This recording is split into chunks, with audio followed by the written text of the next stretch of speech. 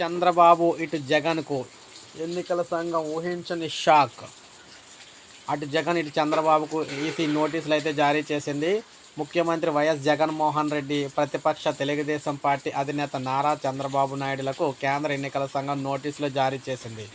CM Jagan ఎన్నికల ప్రచారంలో భాగంగా చంద్రబాబుపై అనుచిత వ్యాఖ్యలు చేశారని ఆరోపిస్తూ ఆ పార్టీ నేత వర్ల రామయ్య చేసిన ఫిర్యాదును అనుసరించి నోటీసులు జారీ కాగా, చంద్రబాబు ముఖ్యమంత్రి జగన్ను పరుష పదజాలంతో దూషిస్తూ చేసిన వ్యాఖ్యలపై వైఎస్ఆర్ కాంగ్రెస్ పార్టీ శాసనమండలి విప్ లేళ్ల అప్పిరెడ్డి ఇచ్చిన ఫిర్యాదు మేరకు ఈసీ స్పందించి నోటీసులు అయితే జారీ చేసింది.